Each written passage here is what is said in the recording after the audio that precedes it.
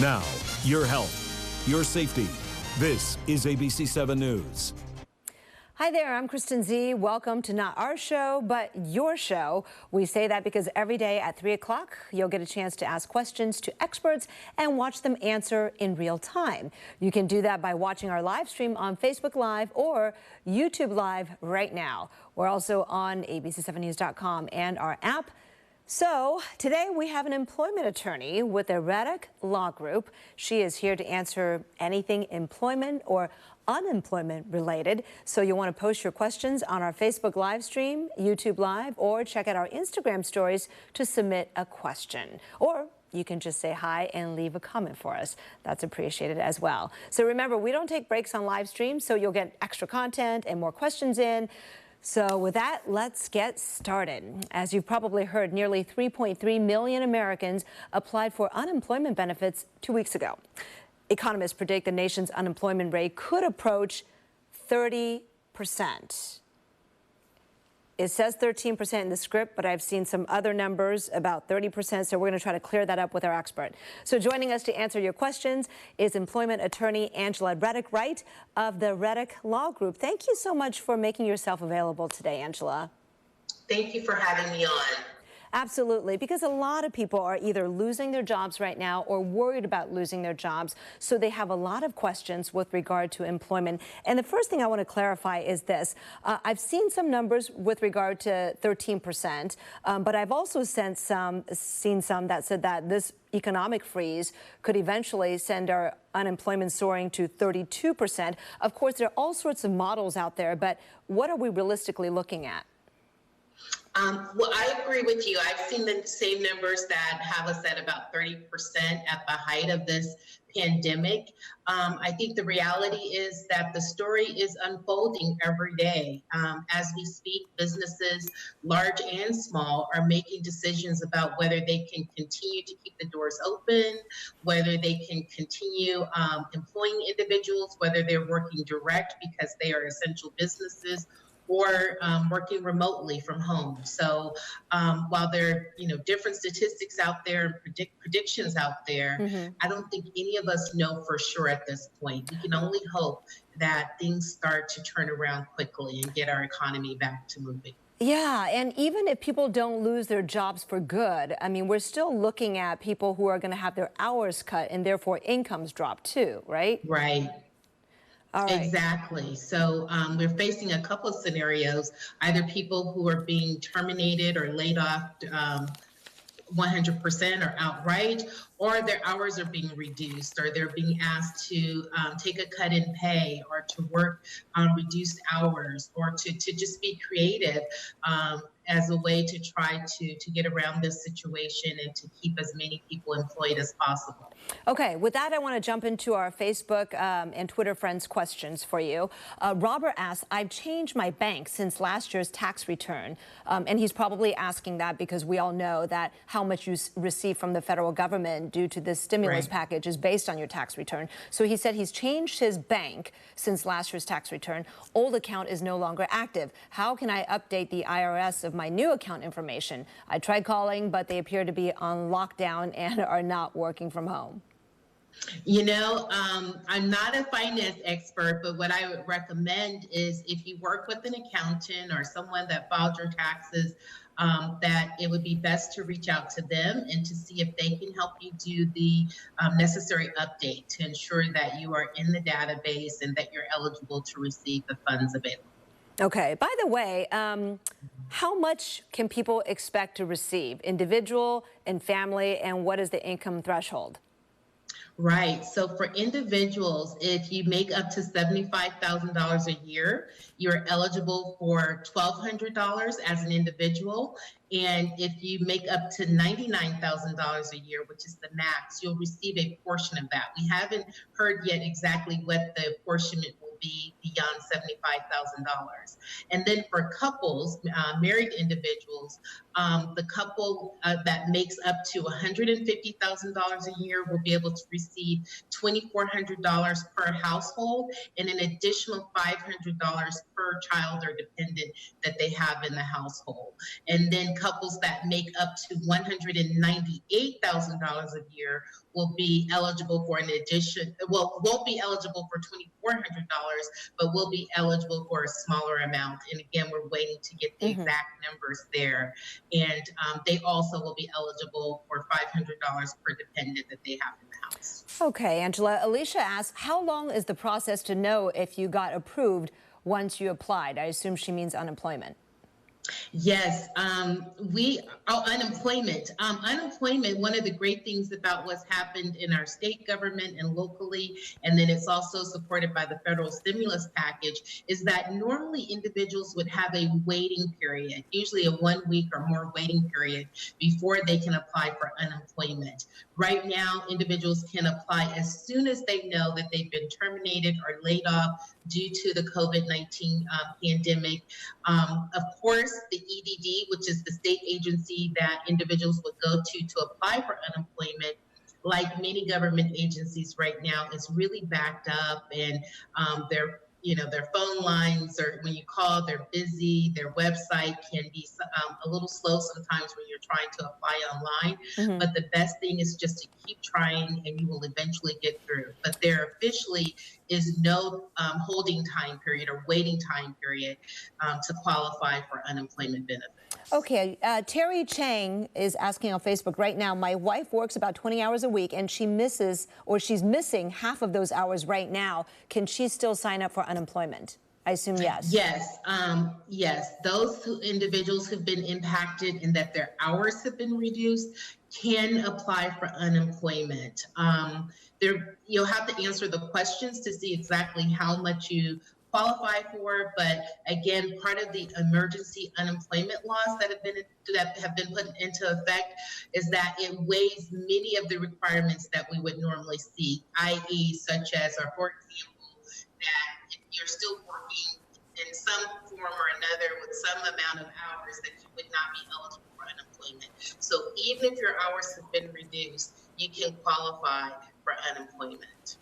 All right. And the other great thing, I don't know if it's coming up in the questions, but independent contractors and small business owners can also qualify for unemployment. That's been one of the emergency measures that's been put into place as well. Right, and that is different from before, right? We are getting some of those questions. People who say, you know, I work for an equipment rental company, I have a construction company.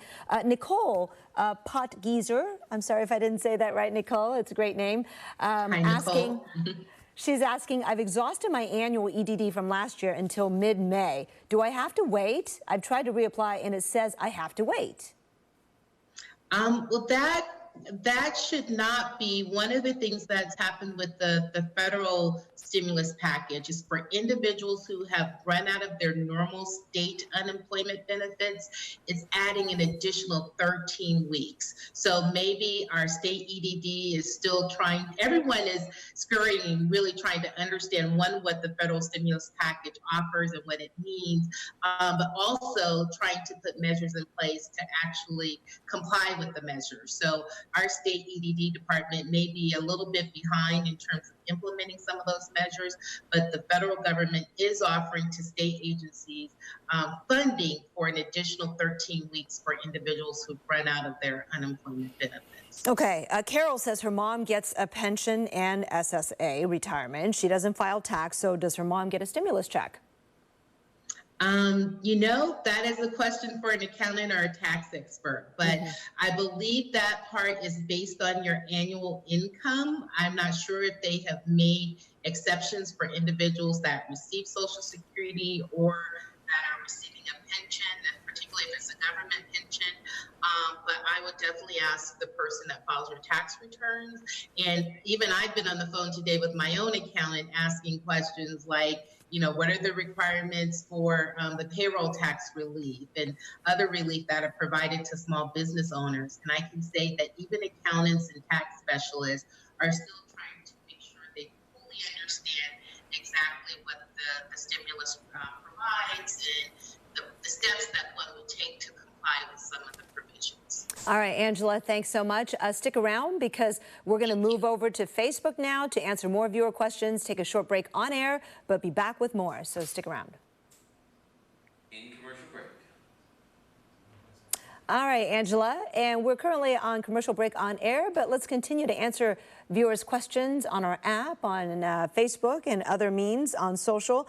I want to ask, this is a really good one from a parent. For parents who must take leave due to school closure, what benefits can be applied? EDD or something else?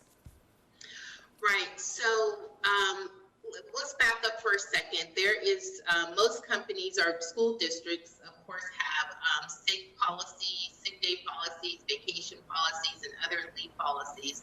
So first, this parent wants to make sure they understand and know what normal types of leave would be available to them under sick leave, vacation leave, paid family leave, etc. Above and beyond that, part of what the stimulus package, the federal stimulus package, has offered is expanded sick and paid family leave for individuals. So one might be eligible for up to 10 weeks of additional leave, paid family leave, to care for someone who's ill or sick, or simply to just be home to look after your child, in addition to an additional 10 days on top of whatever your school district's policy is or your employer's policy is. So there are definite new provisions that expand the paid sick and family leave policies, which you should. 30 seconds. All right, folks, I'm not hearing Angela right now. Are we still on? Angela, talk, test. Hi. Oh, good. Okay, you're back. How much time, you guys, before we go back on air? 20 seconds. 20 seconds. Okay, so Angela, just hang tight. We'll be back on TV in 15 seconds. 15. Coming back to television in 9. Okay, does Eric know that? Can you talk to 7, Eric? 6, 5 seconds, 4. And we are back on air with employment attorney Angela Reddick-Wright of Reddick Law Group. Angela, let's continue to answer our viewers' questions. We've been doing that during break on our live stream. And now we have one from Randy. Randy wants to know, are the IRA rules being relaxed, or IRA, I should say, being relaxed on periodic withdrawals? That's a good one. Yes, they have been. Again, I'm not a tax or pension expert, but I've looked into my own IRA and pension and retirement benefits, and my benefits advisor tells me that, yes, there has been relaxation of being able to withdraw from any retirement plans or IRA plans, as well as if you're an employer and you have to make contributions on behalf of yourself or for your employees, the timelines to make those contributions have been extended. All right, here are a couple good ones. They're actually, well, I was reading articles and these ones really hit me. My employer is forcing me to stay home because a family member returned from one of the affected countries. What can I do?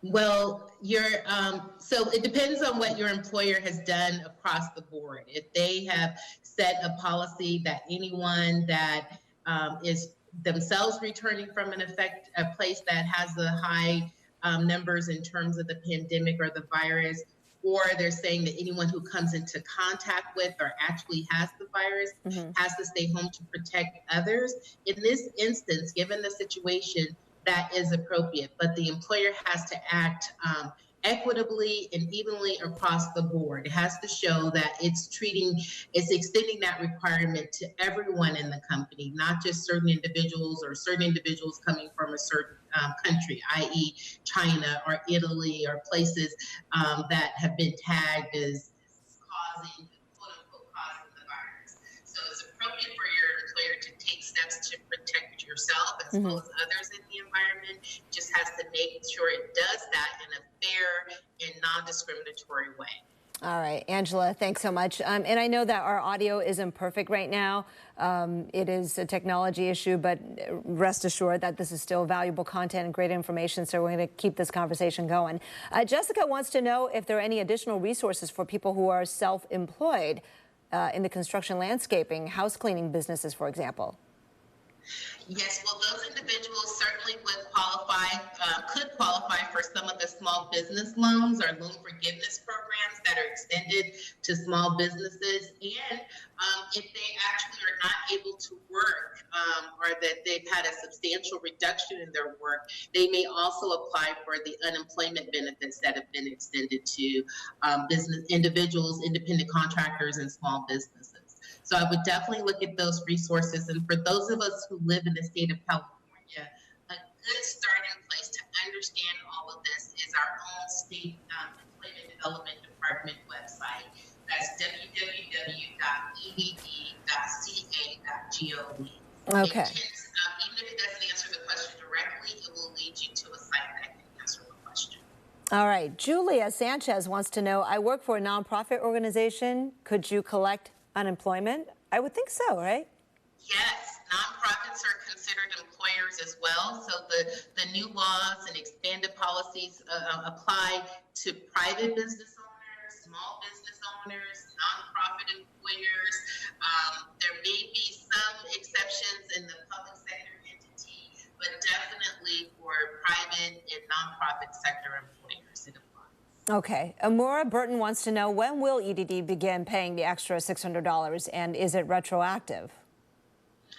It should be right away. Again, our EDD, they may be a little behind just because they're processing so many requests, and the new stimulus law just came out last Friday. So there may be some catch up needed, but they should be processing it as soon as they're capable of doing that. And it's retroactive for individuals who were laid off or terminated or had a substantial reduction in hours as of January 27, 2020. The benefits would be retroactive from January 27th going forward. And it extends, currently it extends through July 31st of this year. So it's just a temporary expanded benefit. All right. Cynthia Cuevas has a question. If you made more than $198,000 last year, by the way, congratulations to you, Cynthia, would you still collect the $500 per child? Unfortunately not. The $500 per child, as well as the additional stimulus money that's given, is for individuals who make $75,000 or less, or up to $99,000 or less, or married couples that together make $150,000, somewhere between $150,000 and $198,000. So unfortunately, individuals that make money, their salaries are above and beyond those amounts, do not currently qualify for the stimulus package, or that part of the stimulus package. Okay. Robert Hedrick is asking, my CPA is also on lockdown, and I'm pretty sure there are others in the same situation, and can't submit my updated bank information to the IRS. There wasn't a question there, but I assume his question is, so what do I do? Does this affect me? Yeah. I would try to get into, hopefully your CPA could at least communicate with you and maybe give you some guidance about submitting and completing the form and how to submit it on your own. You may even just try mailing it in. I know it may not be processed as quickly, but at least we know the U.S. mail is still operating and running, and so maybe that would be a backup way to try to get your updated form to the IRS as soon as possible. But it may be the type of situation where you just literally have to spend the whole day on the phone trying to get through to the IRS. Wow, Angela, you know what? We have gazillions more questions from our viewers. So clearly there's a lot of interest and need to know on this topic. So we'll have to continue this conversation another time. Hope you're willing to do that with us. For sure. I'm happy to come back anytime. That's great. Thank you. Angela Reddick-Wright of the Reddick Law Group. Appreciate your time. All right, we're going to take a short break on air, and then we will come back with more. In the meantime, you can go over to our live streams to keep chatting with us. We'll see you over there. And we're in commercial break.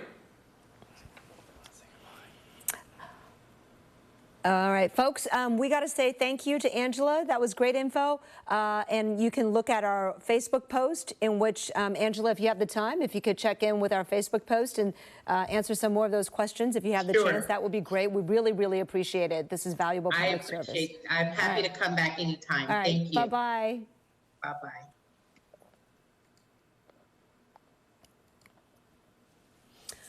All right, Facebook friends, hopefully you got something out of that conversation, and hopefully your particular question was answered. If not, again, we'll try to do more of these, because everyone's situation is different, and the way the stimulus bill was written and passed, they try to cover as many bases as they could, but honestly, you can't write every individual particular situation into law. So a lot of that is open to interpretation. So we have all the experts, both in the private sector and also on the state side, trying to figure all this out for us and what it means for you. So we appreciate you joining the conversation. Some really great questions today, very thoughtful. So yeah, keep them coming. Keep them coming. What's coming up is really interesting is we have a commercial pilot who is still flying despite all the changes right now we're seeing in the airline industry. As you know, the flights have been cut to just a small smidgen of what it used to be. But you'll enjoy this take. It's very eye-opening with a pilot who used to be a naval aviator and actually a friend of mine. He's a cool guy. He's written a book, too. He's an author. Lions in the Sky is his fiction based on his life when he was a naval aviator. So you should check it out. It's totally good. I read it. It's like very exciting. All right, coming back on TV. Hang on.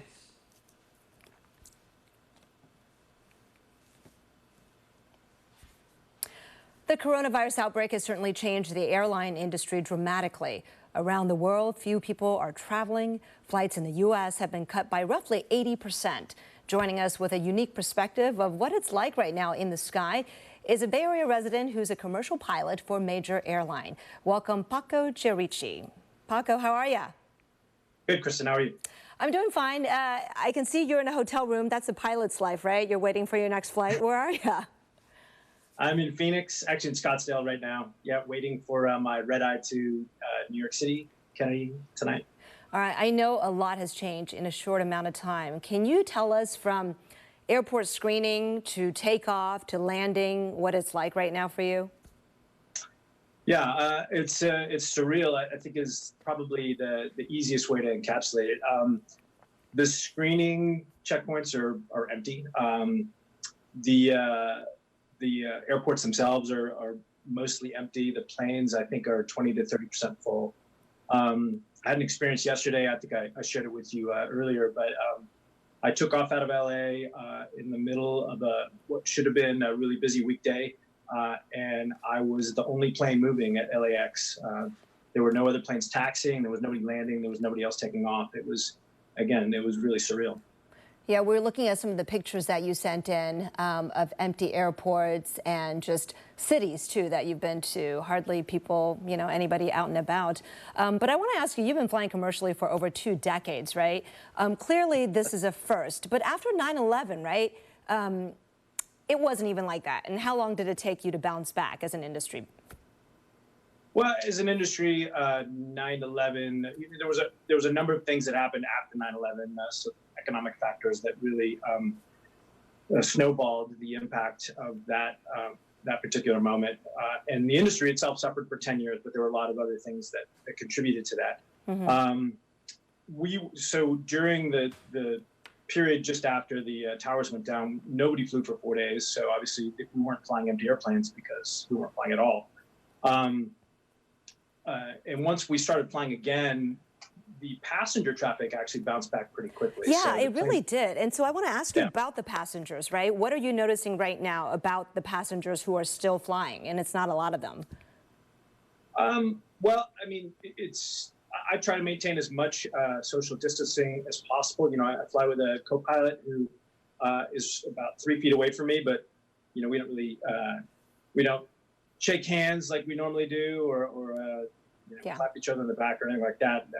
But we stay away from the passengers as much as possible. But there's just not that many people back there.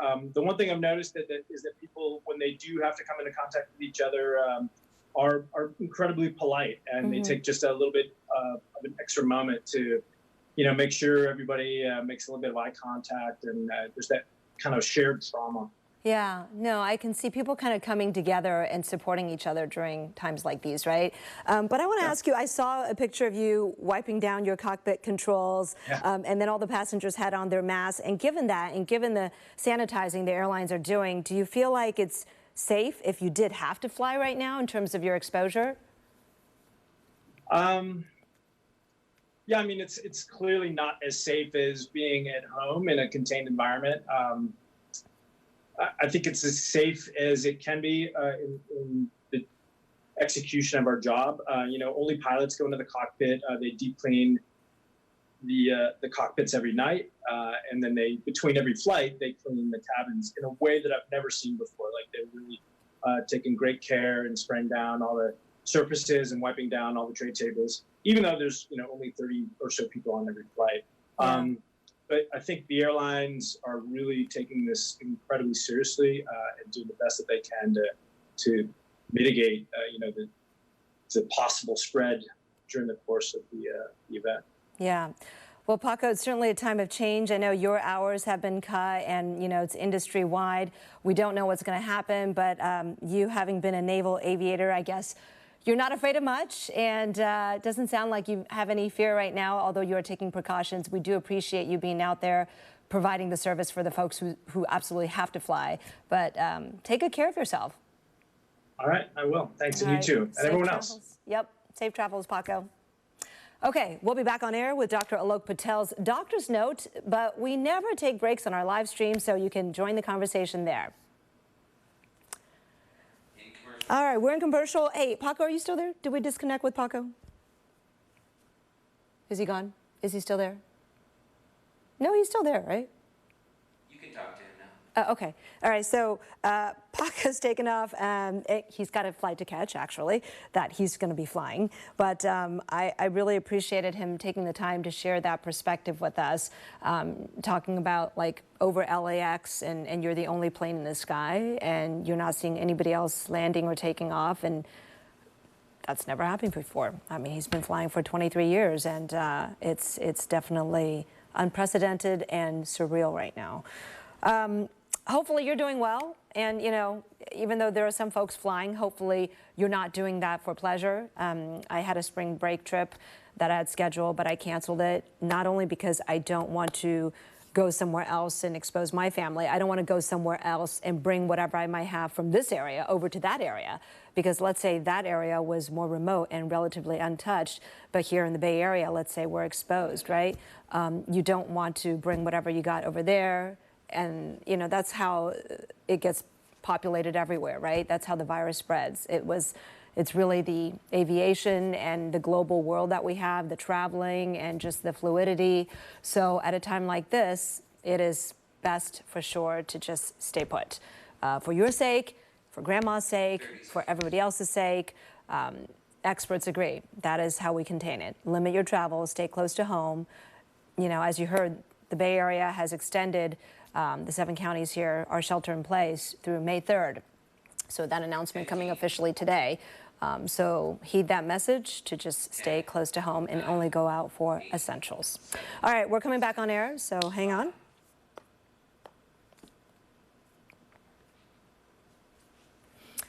All right, we're back. I'm bringing you even more content now that we have this new platform at 3 o'clock every day.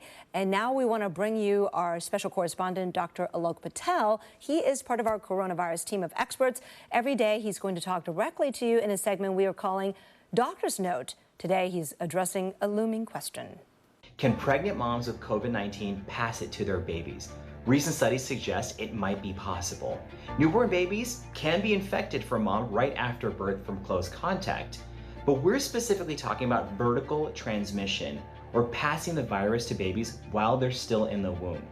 In one research study, 33 babies born to COVID-19 positive moms were looked at, and 3 were found to be positive. It's 9%. In a couple other studies, a few babies born to COVID-19 positive moms were found to have a very specific type of antibody against SARS-CoV-2, the type of antibody they make themselves, not the one that passes through the placenta. This suggests that their little immune systems may have encountered the virus in utero from mom.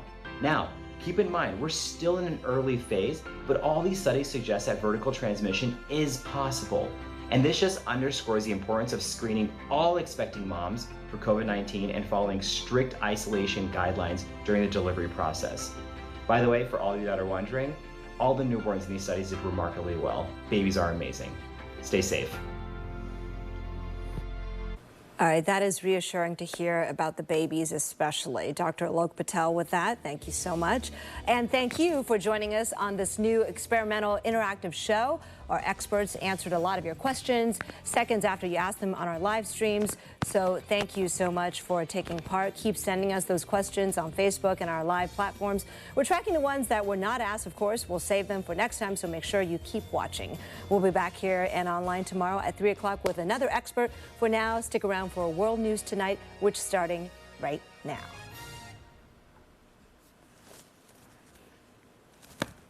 Hey, Dan, were Thanks. you grabbing mics? Or was someone... Oh, it's Larry. Yeah. Larry. I'm sorry. Did I just kill you? Son of a Beal. Yeah. What did Larry do now? Does it... everything.